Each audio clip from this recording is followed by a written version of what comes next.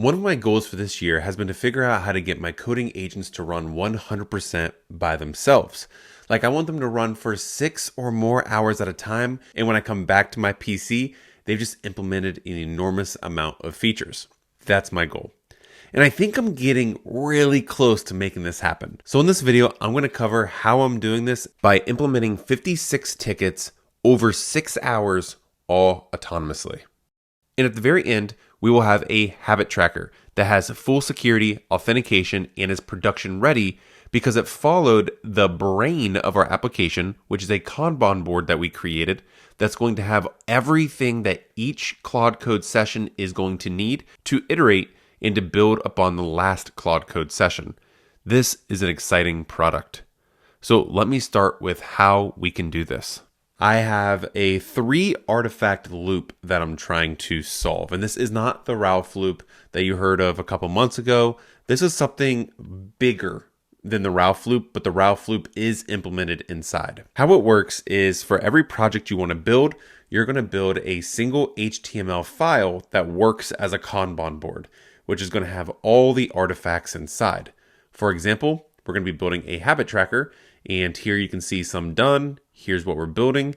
And inside these, you can click and it's going to tell you more about each item. So like right here, we literally even have an embedded UI inside, and it just kind of gives you all the information to Claude to implement that one specific ticket. But I'll kind of go deeper in a little bit. And then we kick off a headless Claude that will only have the task to complete that one ticket. So for example, we're going to have a script that kicks off the headless Claude to implement T009.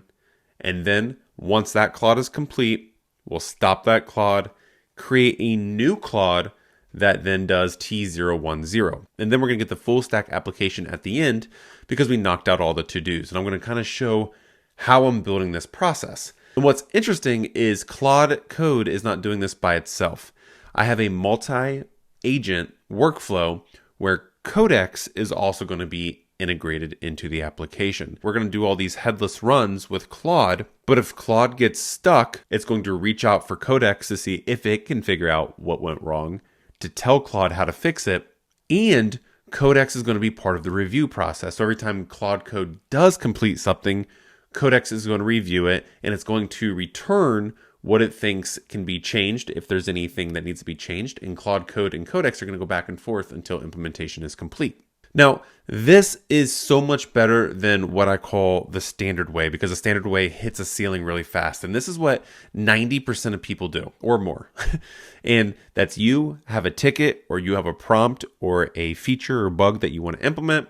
You pass it to Claude and then Claude gives you the code back. Now, there is something called Git work trees, which solve half the problem or maybe a completely different problem. This is running Claude Code or other agents in parallel, and parallel does not mean autonomous, right? So work trees can multiply Claude, which means you can have multiple different Git branches all running at the same time and have a Claude session running on each Git branch. That is a really good workflow, and I do use it all the time professionally because I'll have like 3 different tickets and I will do that because this setup that I'm going to show is for really large implementations, almost like an entire epic. So more or less, instead of trying to structure what you're developing, you use the brain, like your second brain is the ticket implementation. You are creating the implementation in tickets and then you're looping through that. And one thing that we're doing is instead of using Markdown, so MD files, there's getting a huge push to use HTML files. And that's because of structure, visual, and parsable. Claude, Codex, any agent is really, really good right now at reading and creating HTML files. And we as humans also can read a well-documented, properly, CSS'd or styled HTML better than we can read a Markdown file. So we get some advantages using HTML because we can embed iframes, which are strong designs. We can add CSS. We can add a whole bunch of stuff into the HTML file, which is going to make the entire input of the item significantly better. So that's what this is. This more or less is the Markdown. And inside here, we're telling Claude or the agent what to do. This is not the MD file. We have a README file. We have a project state MD. This is more or less just telling Claude how to start the implementation. And I'll kind of go over that here in a little bit as well. And the loop is pretty straightforward on purpose. We have our Kanban, which is the source of truth. We run the loop. And then we have Claude P, which is headless Claude, do its thing. And we commit the new state with the ticket number. And we just keep doing that loop over and over and over again. So how are we going to do this? Well, we have our Claude Code, so Code While You Sleep, open with our Kanban board, which is what you saw before. This is a single HTML file that I had Claude build by itself. So it's still like human is not in this. I had Claude build this whole thing. We have our run loop, which is more or less the loop we are going to be running. This is the start of our product. We run this script, and the script will do everything else for us. It literally calls Claude for us. It tells Claude where to look. It tells it what to read. And then at the end, it's the one that starts up exactly what we need to start, which agent we need to start, and just kind of filling in the information. And then it's what kills the last Claude before starting up a new session.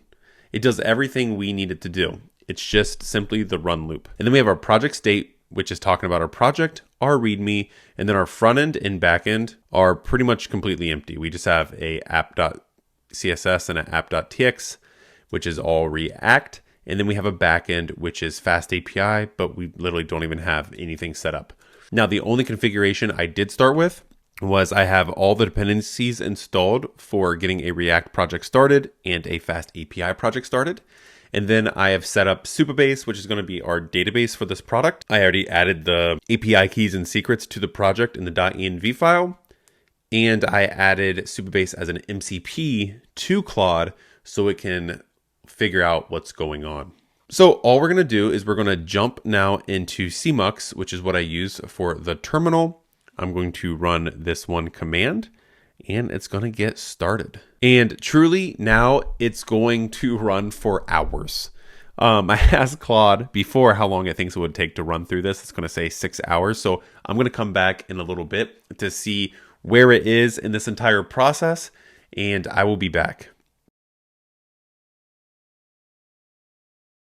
Okay, so it ran for 5 hours before it hit the first blockage. And now the only blockage was this yellow line right here.